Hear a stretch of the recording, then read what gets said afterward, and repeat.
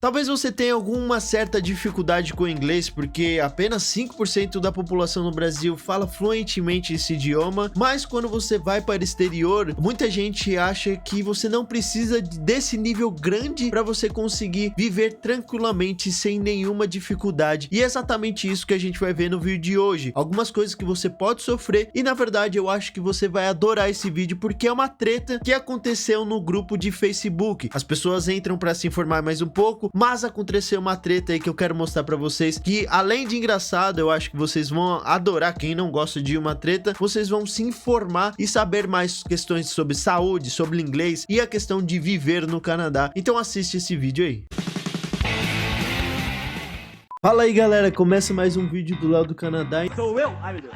E no vídeo de hoje a gente vai fazer um review. Eu vou analisar aí junto com vocês um post que eu vi numa comunidade aí para brasileiros referente às pessoas que moram em Toronto. Vocês vão ver aí um tema específico que talvez possa te alertar e eu quero dar minha opinião referente a isso, que é referente à barreira linguística. Então vamos para a tela, eu vou mostrar aqui esse post. A informação é dentro desse grupo aqui do Facebook, você pode fazer parte, não tem problema, para você pegar algumas dicas, até vai ser bom você saber mais sobre isso. Pesquisa aqui Toronto para brasileiros, você faz parte dessa comunidade. Então esse cara aqui, ele fez uma pergunta: alguém indica um oftalmologista brasileiro aqui em Toronto? Obrigado. Então aqui já começa realmente uma pergunta muito maluca. Vamos analisar de pertinho aqui o que esse carinha tá pedindo. Alguém indica um oftalmologista brasileiro em Toronto? Provavelmente esse cara aí, ele não é um residente permanente e ele precisa ainda encaminhar para ele realmente começar a entender um pouco mais sobre a questão da medicina no Canadá. Geralmente as pessoas já têm um próprio médico, esse médico aí, que é o médico de casa, ele indica aí para onde que você deve ir, e esse cara ainda provavelmente está começando a entender sobre isso. Mas o pior de tudo não é isso, não é essa questão. Provavelmente se você vai ter dificuldades também quanto à saúde no Canadá, porque é um sistema diferente do Brasil. Mas cara, o cara ele quer um brasileiro como oftalmologista para cuidar de alguma saúde. A minha pergunta é, será que ele quer realmente alguma coisa urgente? Ele tá realmente precisando de uma coisa ali?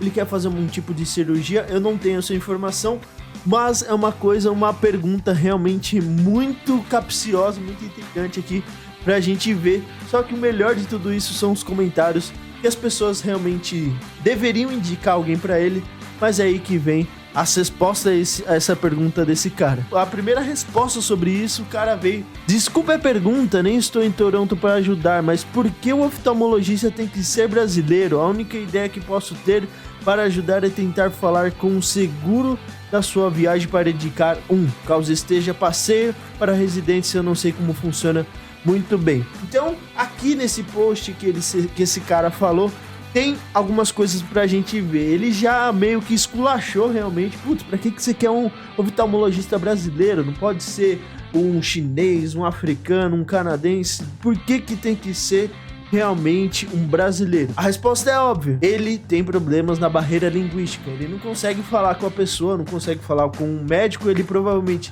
tem dificuldades com vocabulário, principalmente um vocabulário mais técnico de médico relacionado a um oftalmo. Ele deve estar precisando de algum óculos, vai fazer alguma cirurgia, não sei, e ele não sabe o real vocabulário para expressar essa dor que ele tem. Porém, nesse post aqui, ele não só falou groselha, ele falou uma coisa muito interessante. Se você vai como turista, vai fazer algum passeio ou vai estudar, vai trabalhar no Canadá, a princípio você não vai ter nenhuma ligação com o sistema de saúde do Canadá. Então é importante que você tenha algum seguro de viagem, ou se você for estudar, você vai cair aí na asa do seguro da escola que você for estudar. E se for trabalhar, vai cair na asa aí do seu empregador. Então, quando você cair nesses locais, você meio que tá coberto aí, seguro para qualquer eventual problema de saúde ou necessidade que você tenha, tá coberto nesses pontos aí. Se você não tiver nem nada disso, vai ter que realmente pagar e pegar um particular. Então essa é uma dica. Quanto a passeio seguro, tem algumas formas de você pegar gratuito, pegar aí a partir de algum cartão. Mas esse cara aqui, na minha opinião, ele não tá tão errado assim, ele deveria cuidar mais da vida dele, tudo bem, mas ele falou uma coisa interessante: pra que ser um brasileiro? Qual que é o real motivo disso? O cara tá no Canadá, tá em Toronto, pra que ser um brasileiro? Não sei. E aí vem a resposta-chave desse comentário aqui. Ele mandou: se a barreira for linguística, imagino que o recurso tradutor de conversa Google Tradutor seja suficiente e acho que funciona offline. É só selecionar o modo automático e colocar o telefone entre você e o médico.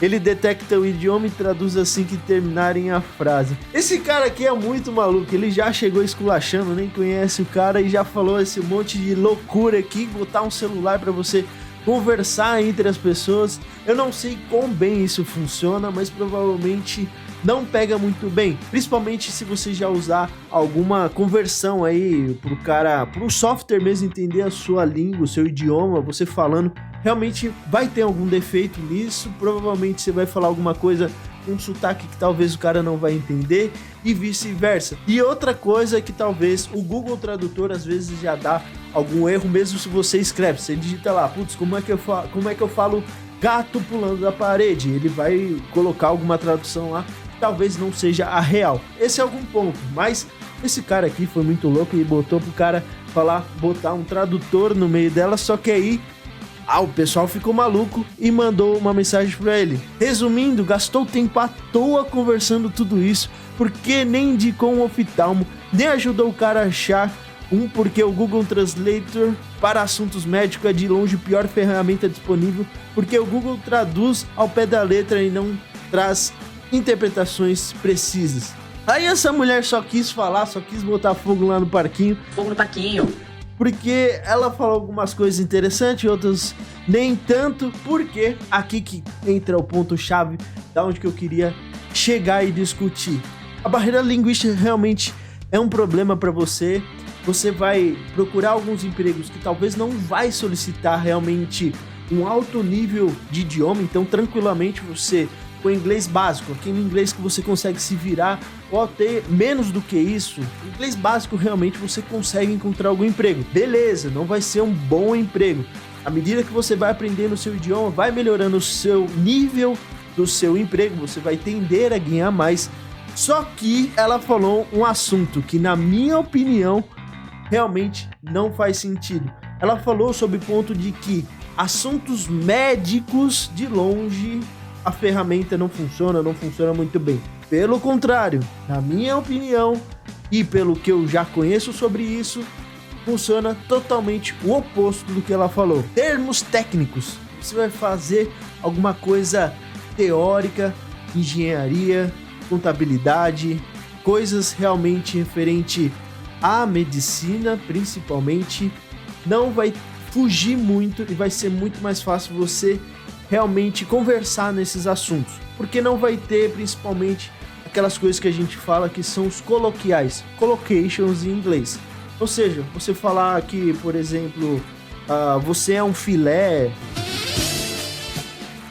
você está querendo dizer uma coisa fora do pé da letra. Aí realmente o Google peca muito e falha muito sobre isso, e é difícil você aprender isso se você não está convivendo com o idioma. Beleza, tem alguns livros para você aprender esses collocations, mas termos técnicos vai ter muitos, principalmente na área médica, na áreas onde que, por exemplo, você pega alguma doença, você pega algum termo aí, alguma questão técnica realmente dessas áreas, geralmente não é nem do inglês que vem.